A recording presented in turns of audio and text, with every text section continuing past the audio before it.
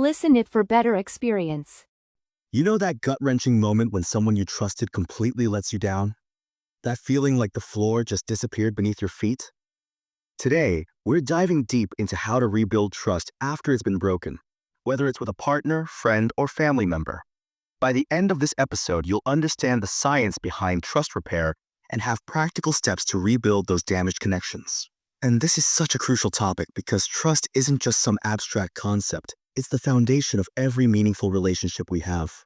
I read something fascinating in recent research that really stuck with me. Apparently, our brains process betrayal similar to physical pain.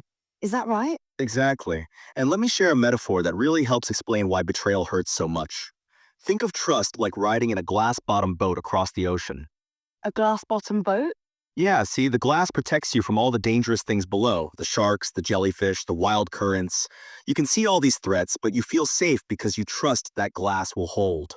And when someone breaks your trust, It's like they've shattered that glass, and suddenly you're plunging into those dangerous waters. And what makes it worse? The very person who was supposed to keep you safe is the one who broke that protection. wow, that's a really powerful way to think about it. And here's what's interesting. According to recent research from the American Association for Marriage and Family Therapy, trust issues are actually one of the most common reasons couples seek therapy. But can trust actually be rebuilt once it's broken? I mean, really rebuilt? Yes, but it's not simple. Recent studies show trust repair typically progresses through three distinct stages. 3 stages. What are they? The first stage is what researchers call the attribution phase, basically understanding why the trust was broken in the first place. Like, whether it was intentional or not? Exactly. Then comes the social equilibrium stage, where both parties work to restore balance in the relationship. And finally, there's the structural mechanism stage, creating new patterns and boundaries. You know what's really interesting? I came across some research about the timing of apologies, and it actually challenged what I thought I knew. Ah, you're probably referring to the 2025 study about trust repair timing? Yes.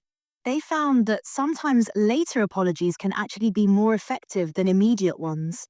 That seems counterintuitive, right? It does, but it makes sense when you think about it.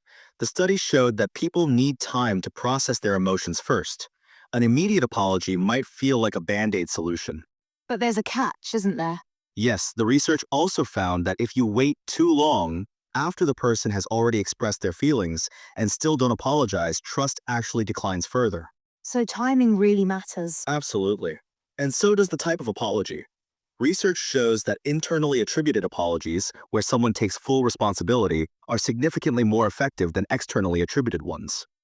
Can you give an example of the difference? Sure, an external attribution would be like saying, "I'm sorry I missed our meeting, traffic was terrible."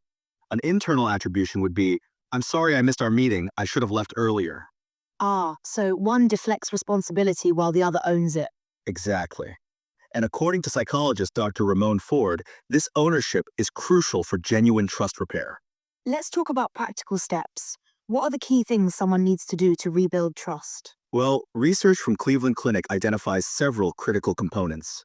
First, there needs to be a sincere apology that shows real understanding of the harm caused. Just saying sorry isn't enough, right? Not at all. Relationship therapist Neha Prabhu puts it well. She says, it's like a brick wall. When trust is broken, that wall comes down, and it needs to be rebuilt brick by brick through conversations, actions, and acknowledgement. That's a great metaphor. What else? The second key component is complete transparency. Any hint of continued secrecy or dishonesty is essentially another betrayal.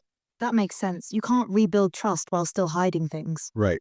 And the third crucial element is consistent action over time. Words matter, but behavior changes matter more.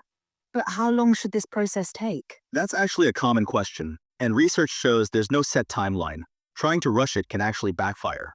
I imagine some people might wonder if they should even try to rebuild trust at all. Are there signs that tell you when it's worth trying versus when it might be better to walk away? According to Dr. Kiki Ramsey's research, if it's a one-time event with sincere remorse and a clear plan for change, rebuilding might be worth exploring. And what are the red flags that suggest maybe you shouldn't try? Repeated betrayals are a major warning sign. Also, if the person shows no genuine remorse or willingness to change, that's usually a clear indicator. That makes sense. What about the person whose trust was broken? What do they need to do? Research shows they need to be clear about their expectations moving forward. Dr. Ford emphasizes the importance of voicing needs and setting new boundaries. But isn't there a risk of setting too many rules and making the relationship feel artificial? That's a valid concern. The goal isn't to create a prison of rules, but rather to establish clear expectations that help both people feel secure. And I suppose those boundaries might need to adjust over time? Exactly. Trust repair isn't linear. There might be setbacks, and that's normal. The key is consistent progress over time. You mentioned earlier about trust being like a physical wound. Can you elaborate on that? Think about how a deep cut heals. First, you clean the wound. That's like the initial conversations and acknowledgments. Then you protect it while it heals. That's the boundary setting phase. And I guess rushing either process could cause more damage? Exactly. Just like with a physical wound, trying to rush healing can lead to complications. The process needs to unfold naturally. What about triggers? I imagine certain situations might bring back those feelings of betrayal. That's very common. Research shows triggers can resurface months or even years later. The key is having open communication about these moments when they happen. So it's not about never having those feelings again? No, it's about learning to handle them constructively. Studies show that couples who can discuss triggers openly actually build stronger trust over time. That's really encouraging. It suggests that working through trust issues can actually strengthen a relationship. Absolutely. Research from Blue Square Counseling shows that couples who successfully rebuild trust often report feeling more secure than before the breach. Really? That's fascinating. Yes, because they've developed better communication skills and deeper understanding through the process. As we wrap up, what would you say is the most important thing for people to remember about rebuilding trust? That it's possible, but it requires genuine commitment from both sides. One person can't do all the work. And patience, it seems. Yes, lots of patience. Remember that glass-bottom boat? Sometimes you need to build a whole new one, and that takes time. Well, this has been incredibly insightful. Let me summarize what we've learned today about rebuilding trust. Please do. We've learned that trust repair follows distinct stages, that timing matters in ways we might not expect, and that the process requires genuine commitment and consistent action from both parties. And most importantly, that it's possible with the right approach and understanding. Exactly.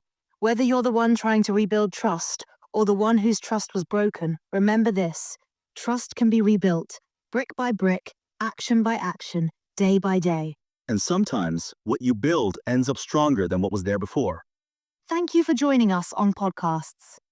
Remember, that glass-bottom boat might be broken now, but with time and the right tools, you can build one that's even stronger.